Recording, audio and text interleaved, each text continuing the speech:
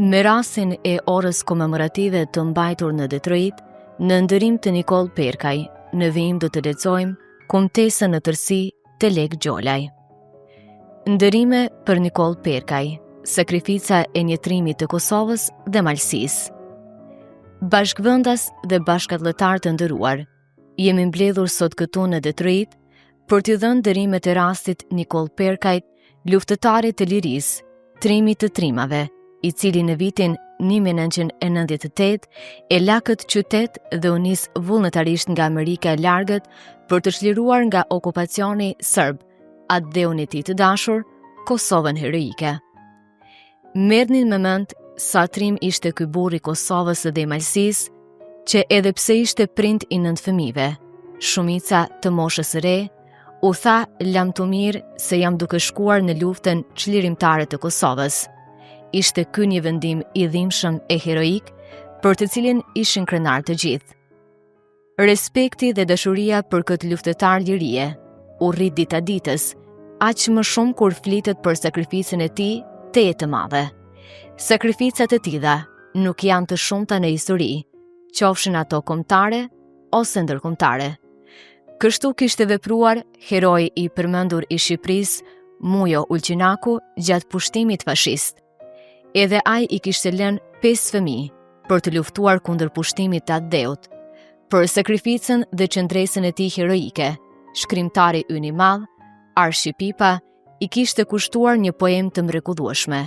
Një poem të tillë e meriton edhe trimi ynë i përmendur, Nikol Marash Perkaj, i lindur në Gjakov të Kosovës. Të parët e tij, do të thoshim gjyshi i tij Ul Martini, ishte larguar nga luhari një shekull më parë. Ishte larguar nga vendlindja, ashtu siç ishte larguar edhe Jakub Ferri 150 vjet para tij.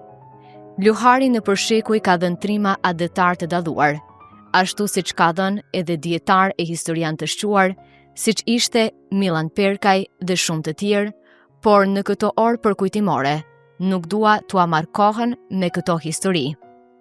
Ul Martini, si shumë malësor të tjerë, ishte vendosur në rrafshin e Dukagjinit, ku e kaloi tërë jetën deri në vdekje. Kjo familje fisnike punoi e jetoi me nder e respekt në qytetin e Gjakovës, duke punuar shumë herë punë të vështira, siç ishin ato kohë.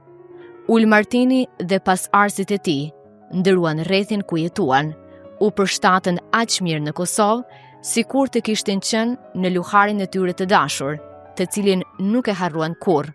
Her pas here ata vinin në Malësi për t'u çmadhur me të afërmit e tyre.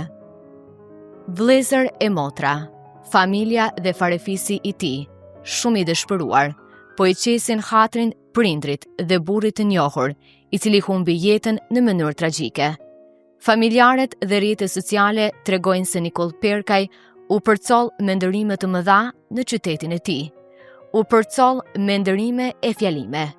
Garda ushtarake e Kosovës ishte e pranishme dhe bëri të gjitha ceremonitë e rastit, bile ata e futën kufomën e tij në kish për ceremoninë fetare të rastit. Po atë ditë, komuna e Gjakovës i kushtoi një orë përkujtimore.